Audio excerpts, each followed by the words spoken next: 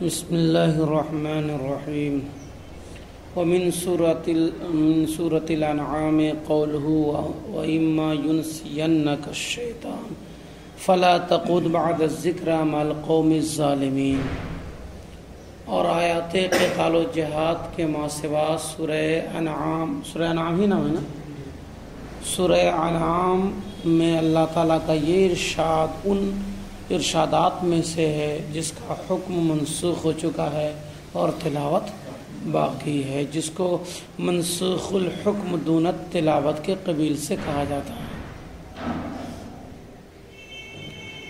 ارشاد باری تعالیٰ ہے وَإِمَّا يُنْسِيَنَّكَ الشَّيْطَانُ، اور اگر شیطان تمہیں بھلا دے تو یاد آنے کے بعد ظالم لوگوں کے ساتھ بیٹھنا چھوڑ دو،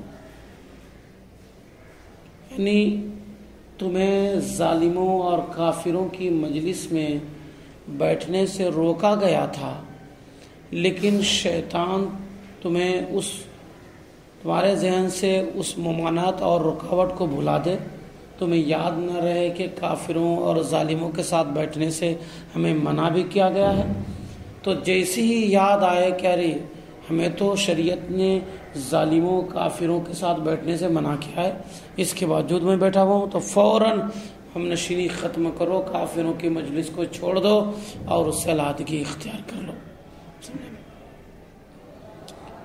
کہتے ہیں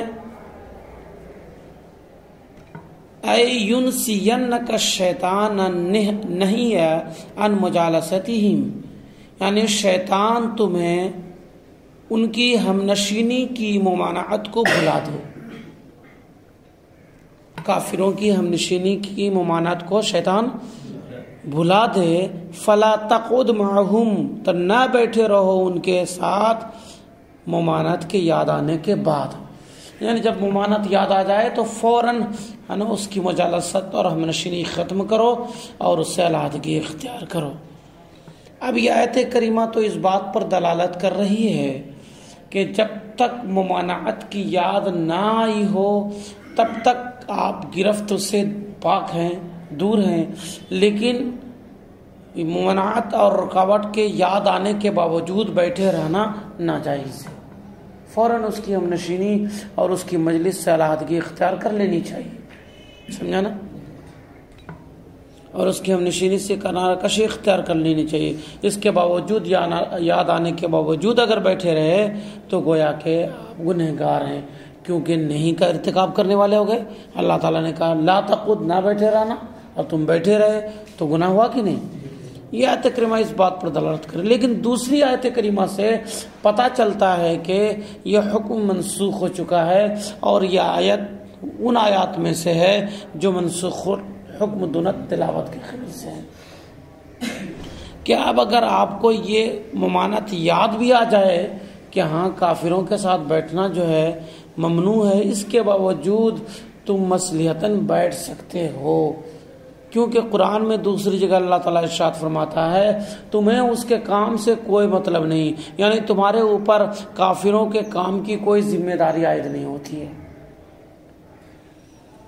کہتے ہیں فَهُوَ يَدُلُّ عَلَى حُرْمَةِ الْقُعُودِ مَعَ الْكَافِرِينَ، تو یہ آیت کریمہ کافروں کے ساتھ بیٹھنے کے حرمت پر دلالت کرتی ہے۔ ثُمَّ نَسَخَ بِالْآيَةِ الَّتِي بَعْدَهَا، پھر اس کے بعد والی آیت کریمہ سے یہ حکم منسوخ ہو گیا، اور بعد والی آیت کریمہ یہ ہے، اور اللہ تعالیٰ کا وہ ارشاد ہے وَمَا عَلَى الَّذِينَ يَتَّقُونَ مِنْ حِسَابِهِمْ مِنْ شَيْءٍ وَلَكِنْ ذِكْرَى لَعَلَّهُمْ يَتَّقُونَ، اور پرہیزگاروں پر لازم نہیں ہے ان کے حساب و کتاب میں سے کسی چیز کی ذمہ داری، کافروں کے معاملات اور حساب و کتاب میں سے کوئی ذمہ داری متقیوں پر عائد نہیں ہوتی ہے، ولیکن ذکرہ، لیکن انہیں نصیحت کرتے رہو، اگر ان کی مجلس میں بیٹھے بھی رہو تو انہیں اسلامی بات سناؤ، تاکہ اسلامی بات سن کر کے اسلام کی طرف اس کا دل مائل ہو، اور ہو سکتا ہے کہ وہ بھی اسلام قبول کر لے۔ کہتے ہیں ولیکن ذکرا، لیکن نصیحت کرتے رہو، لعلہم یتقون، شاید کہ وہ لوگ بھی متقی بن جائیں۔ فاوجب الذکر، تو اللہ تعالیٰ نے اس دوسری آیت کریمہ میں نصیحت کرنے کو واجب قرار دیا اور بیٹھے رہنے کی رخصت دی، جیسا کہ تفسیر زاہدی میں ہے۔ اور اس حیثیت سے یہ آیت کریمہ ان آیات میں سے ہے جو منسوخ الحکم دون تلاوت کے قبیل سے ہے۔ وَيُفْهَمُ مِنَ الْهِدَایَةِ أَنَّهُ مُحْکَمٌ، اور کتاب ہدایہ اولین سے یہ بات مستفاد ہوتی ہے کہ یہ آیت محکم ہے، یہ آیت منسوخ نہیں ہے، منسوخ الحکم دون تلاوت کے قبل سے نہیں ہے۔ اور رہی بات اس آیت کے مطلب کی، تو اس آیت کریمہ میں جو ظالمین کا لفظ آیا ہے، ظالمین سے مراد مبتدعین ہیں، یعنی وہ جو شریعت اسلامیہ کے خلاف نت نئے طریقے نکالتے ہیں، جس میں رسول کائنات کی شان میں کبھی تبرہ بازی کی جاتی ہے، کبھی صحابہ کی شان میں گستاخی کی جاتی ہے، کبھی رسول کائنات کے علم غیب سے کھلواڑ کیا جاتا ہے، کبھی رسول کائنات کے علم سے شیطان کے علم کو زیادہ قرار دیا جاتا ہے، کبھی پر اختیار مصطفیٰ پر انگلی اٹھائی جاتی ہے۔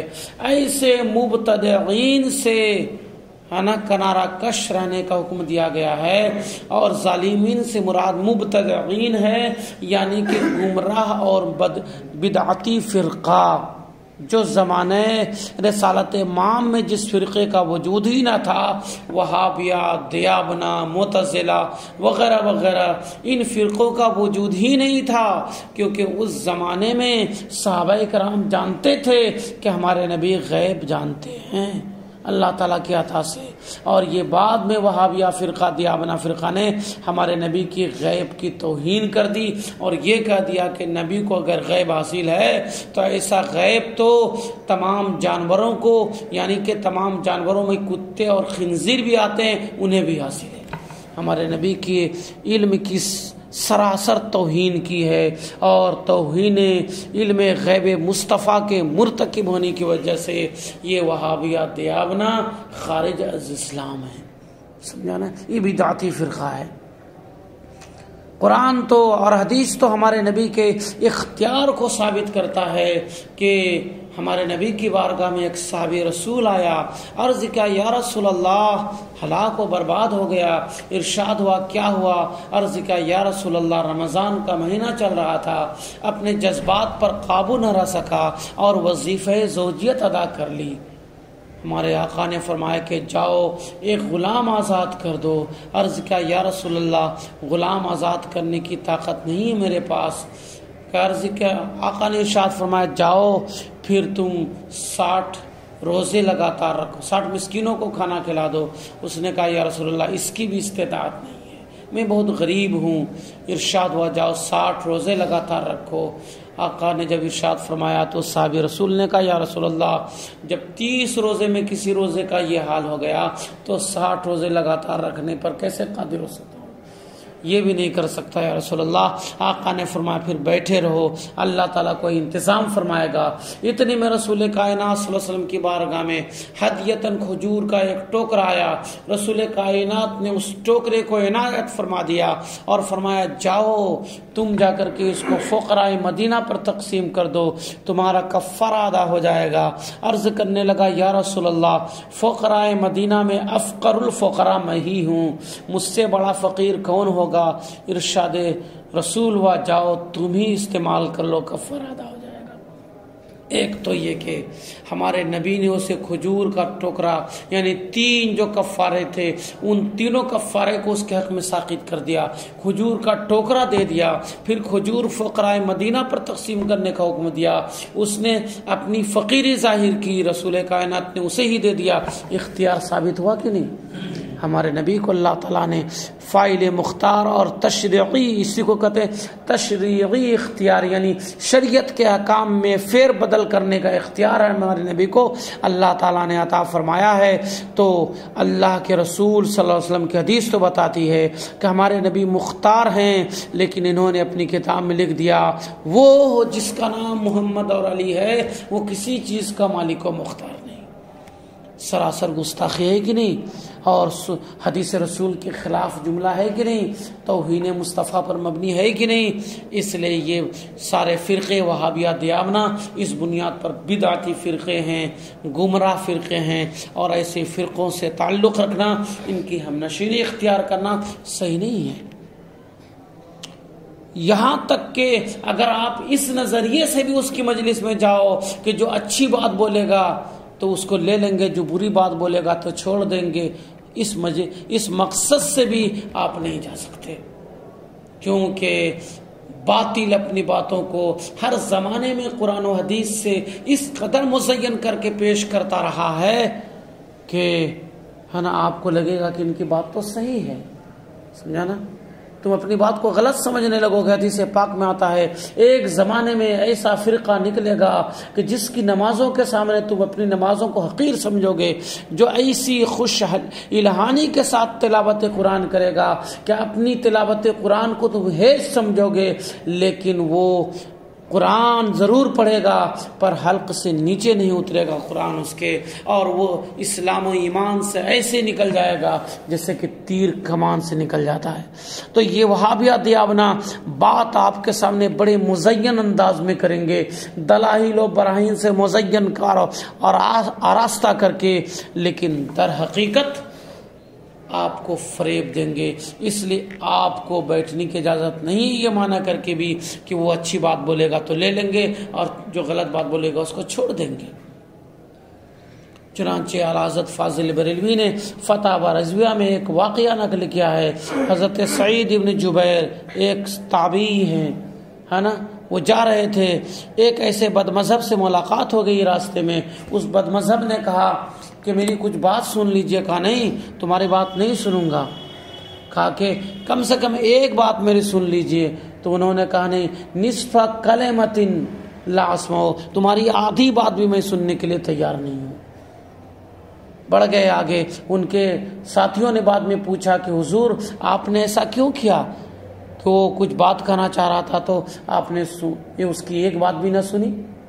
ارشاد فرمایا کہ وہ بد مذہب تھا، بدعتی تھا، اور بدعتی کی آدھی بات بھی سننا میں پسند نہیں کرتا. سمجھا نا؟ ہاں، اگر آپ کو یقین ہے کہ میں بد مذہب اور بدعتی کی مجلس میں جاؤں گا، ان کی بات سن کے اپنے دلائل و برائن سے وہیں پر اس کی بات کی تردید کر لوں گا، تو علماء کو صرف یہ اجازت دی جاتی ہے. سمجھا نا؟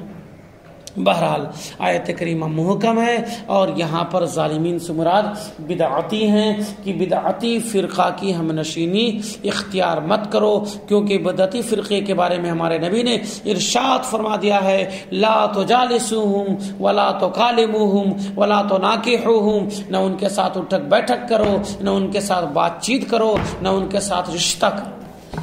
لہذا ان کی ہم نشینی بھی ممنوع ہے، لہذا ان کی ہم نشینی اختیار نہ کرو.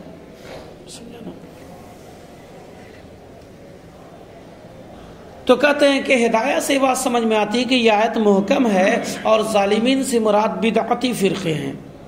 اور اللہ تعالیٰ کا ارشاد ہے لا تسبوا الذین یدعون من دون اللہ فیسبوا اللہ عدوا بغیر علم. اور جو لوگ غیر اللہ کی عبادت کرتے ہیں، غیر اللہ کی پوجا کرتے ہیں، دعوت جب من دون اللہ کی قید کے ساتھ آتا ہے تو غیر اللہ کی عبادت کرنے کے معنی میں آتا ہے نا. جب غیر اللہ کی جو لوگ عبادت کرتے ہیں انہیں گالیاں مت دو، اسے برا بھلا نہ کہو، کیونکہ وہ تمہاری مخالفت میں ہے نا بغیر جانکاری کے اور بغیر کسی معلومات کے اللہ کی شان میں گستاخی کریں گے. تو گستاخی اللہ کی شان میں وہ کر رہا ہے، لیکن سبب تو تم بنے، اس لیے تم ان کو برا بھلا نہ کہو، ان کے مذہب کو برا بھلا نہ کہو.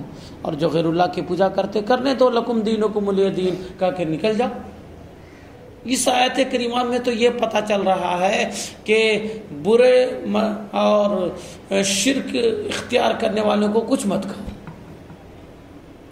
لیکن دوسری آیت کریمہ سے پتہ چلتا ہے کہ اس آیت کریمہ کا حکم منسوخ ہو چکا ہے، اور یہ آیت کریمہ منسوخ الحکم دون تلاوت کے قبیل سے ہے.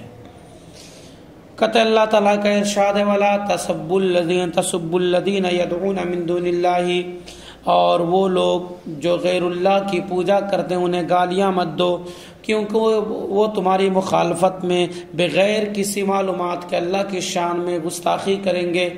امام زاہد نے کہا کہ یہ آیت اللہ تعالیٰ کی اس ارشاد سے منسوخ ہو چکی ہے، یعنی اس کا حکم منسوخ ہو چکا ہے۔ انکم وما تعبدون من دون اللہ حسب جہنم، اے کافرو تم لوگ اور جس غیر اللہ کی تم پوجا کرتے ہو، تم لوگ اور اللہ کو چھوڑ کر جس باطل معبودوں کی تم پوجا کرتے ہو، حسب جہنم سب جہنم کا ایندھن ہے، انتم لہا واردون تم سب کے سب جہنم میں داخل ہوگے۔ بتاؤ اس آیت کریمہ میں کیا کہا گیا کہ تم بھی غلط ہو اور تمہارے یہ باطل معبود بھی غلط ہیں، سب جہنم کے اندر ہیں۔ برا بھلا کہا گیا کہ نہیں؟ جہنمی کسی کو بتا دینا یہ کیا اچھی بات ہے کہ بری بات ہے؟ تو اس میں جو ہے تبرہ کیا گیا، اس کو برا بھلا کہا گیا ہے کافروں کو، جس سے پتہ چلتا ہے کہ پچھلی آیت کریمہ میں جو تھا کہ برا بھلا مت کہو، اس آیت سے اس کا حکم منسوخ ہو چکا ہے، اور اللہ تعالیٰ کی اس ارشاد سے بھی منسوخ ہو چکا ہے۔ اموات غیر احیاء، ارے یہ باطل معبود جس کی تم پوجا کرتے ہو یہ مردے ہیں، زندے نہیں ہیں، اور کسی کے معبود کو مردہ بتا دینا، بے جان بتا دینا اور جاندار نہ بتانا، یہ ان کا اپمان ہے کہ نہیں؟ اس کے لیے برا ہے کہ نہیں؟ تو ان جیسی آیات کریمہ سے اس بات کا پتہ چلتا ہے کہ ابتدا میں حکمت تھا کہ تم اپنے مذہب پر عمل کرو، کافر کیا کر رہا ہے چھوڑ دو، کون لات کی پوجا کر رہا ہے، کون منات کی، کون عزا اور کون حبول کی، اسے چھوڑ دو، تم اپنے مذہب پر عمل کرو۔ لیکن جب اعلاء کلمت الحق ہو گیا، ہر طرف اسلامی پرچم لہرانے لگا، تو وہ حکم منسوخ ہو گیا۔ اب جو برا ہے اسے برا کہو، سمجھا کہ نہیں؟ اور جو اچھا ہے وہ اچھا، اسے اچھا کہو۔ کہتے ہیں کہ یہ بریلوی حضرات ہم دیوبندیوں کو کہتے ہیں کہ کافر ہیں۔ ارے قرآن تو کہتا ہے کہ کافر کو بھی کافر مت کہو، کہاں پہ اس نے سمجھ لیا کہ کافر کو بھی کافر مت کہو؟ قرآن تو کہہ رہا ہے قل یا ایھا الکافرون، اے محبوب فرما دیجئے کافرو، اور وہ کہتا ہے کہ کافر کو بھی کافر مت کہو۔ ان کے سامنے یہ آیت کریمہ رکھنی چاہیے کہ قرآن نے ابتدائی اسلام میں ضرور منع کیا تھا باطل معبودوں اور باطل معبود کے پرستاروں کو برا بھلا کہنے کی ممانعت کر دی تھی، لیکن پھر بعد میں اس کی اجازت دے دی گئی ہے، سمجھا نا؟ اور اللہ تعالیٰ کی اس ارشاد سے بھی گزشتہ آیت کریمہ کا حکم منسوخ ہو چکا ہے۔ ضعف الطالب والمطلوب، پوجا کرنے والا اور جس کی پوجا کی جا رہی کتنا کمزور ہے۔ ضعف الطالب یعنی بتوں کی غیر معبودان باطلہ کی پوجا کرنے والا اور اس کی رضا طلب کرنے والا، اور وہ جس کی رضا طلب کی جا رہی، یعنی پتھر کے سامنے کھڑا ہو گیا، اے ماں میرے مجھ سے راضی ہو جائے، ایسا کر دے ویسا کرتے کہ نہیں یہ لوگ؟ نقل کفر نہ بخشے۔ تمام آیت کریمہ کو جو وہابی لوگ ہوتے ہیں یہ ہمارے کفیر کیوں بولتے ہیں؟ کس کو؟ تو وہی تو بات ہے نا، وہ لوگ مطلب ہی غلط نکال کے بولتے ہیں، جو مطلب صحیح وہ مطلب صحیح نہیں نکالتے ہیں، مطلب غلط نکالتے ہیں۔ جو آیت کریمہ بتوں کے بارے میں نازل ہوئی وہ اولیاء کرام کی شان میں لگا دیتے ہیں۔ ارے بت ہے، بے جان ہے، اور اولیاء کرام کو اللہ تعالیٰ نے پاور دیا۔ الا ان اولیاء اللہ، اللہ کے ولیوں سے خطرہ مت مول لینا۔ بتوں کے بارے میں کہیں اللہ تعالیٰ نے ایسا کہا ہے کیا؟ جو بتوں والی آیت کریمہ اولیاء کرام پر جا کے پھٹ کر دیتے ہو۔ اسی لیے تو بدعتی فرقے کے ساتھ بیٹھنے کی ممانعت ہے کہ وہ اس طریقے سے بات کریں گے، لگتا کہ تو قرآن کی بات بیان کر رہا ہے۔ بھائی من دون اللہ، اللہ کو چھوڑ کر، اور من دون اللہ میں یہ اولیاء بھی ہیں، اس کو شامل کر دیتے ہیں۔ جناب من دون اللہ میں اولیاء شامل نہیں ہیں، باطل معبود صرف شامل ہیں۔ اور تفسیر حسینی اور تفسیر کشاف میں اس کا برعکس ہے، اور وہ یہ ہے کہ جب ارشاد باری انکم وما تعبدون والی آیت کریمہ نازل ہوئی، سمجھا نا؟ انکم وما تعبدون من دون اللہ حسب جہنم وانتم لہا واردون والی جب آیت کریمہ نازل ہوئی تو ان لوگوں نے کہا کیا ہے یہ لفظ مجھے سمجھ میں نہیں آ رہا ہے کہ لفظ ہے کیا. میں نے بڑی تحقیق کی لیکن میری تحقیق کرنے کے باوجود مجھے یہ سمجھ میں نہیں آیا، کیونکہ یہ ہے ہجو کرنے کے معنی میں. تو پھر یہ کہ یہاں جمع متکلم کا معنی ہے. ان لوگوں نے کہا کہ ہم لوگ تمہارے معبودوں کی ہجو کریں گے جیسا کہ تم لوگ ہمارے معبودوں کی ہجو کرتے ہو. تو اگر ہجو سے ہے تو پھر تا کا پہلے کیسے وجود ہوا ہے؟ ہونا چاہیے تھا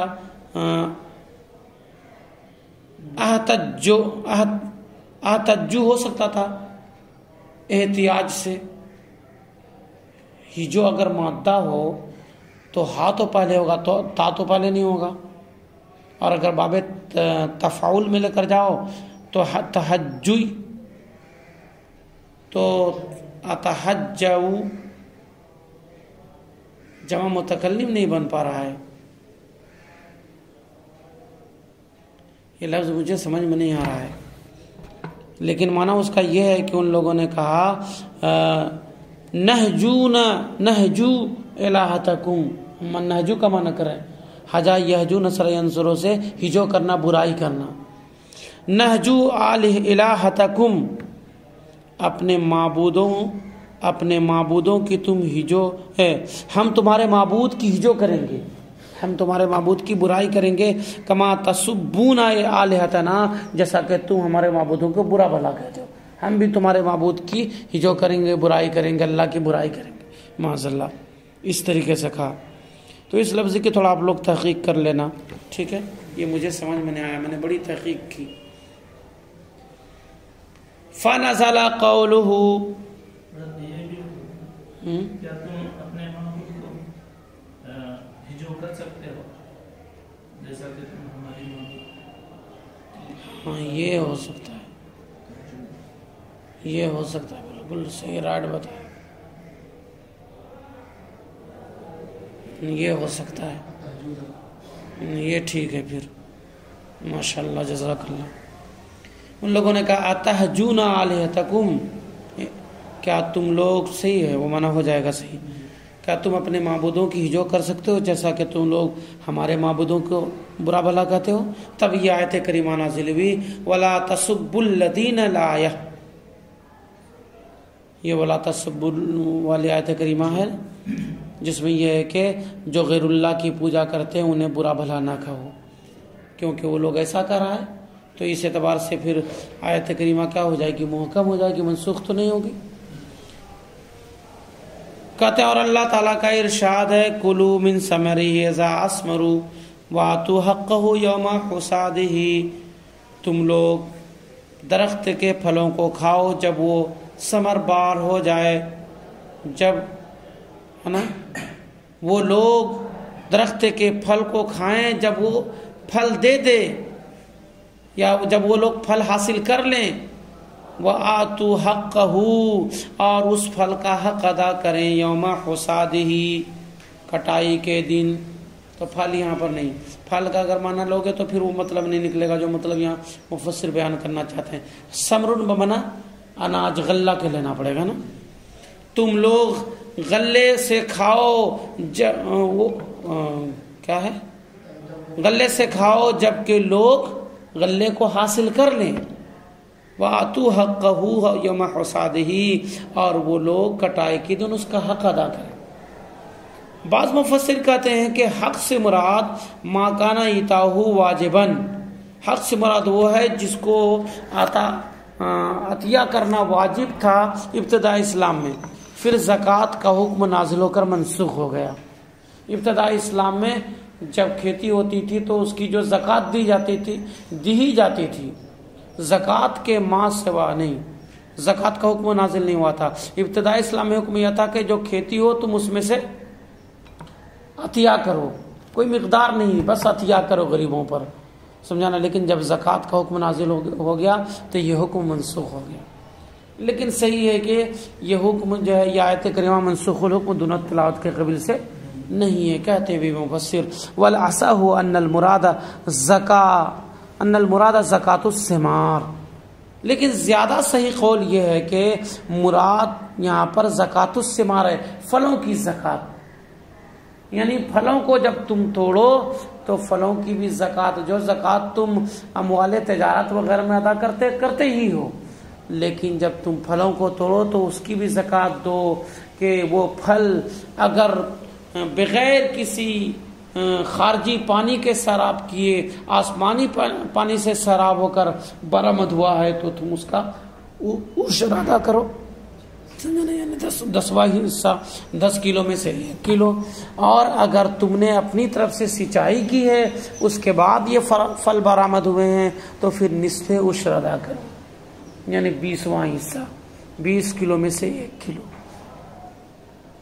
کہتے ہیں کہ زیادہ صحیح قول یہ ہے کہ یہاں پر پھلوں کی زکوٰۃ مراد ہے، اور پھلوں کی زکوٰۃ سے 10واں حصہ یا 20واں حصہ مراد ہے. فہو غیر منسوخین، اس اعتبار سے یہ آیت کریمہ منسوخ نہیں ہے.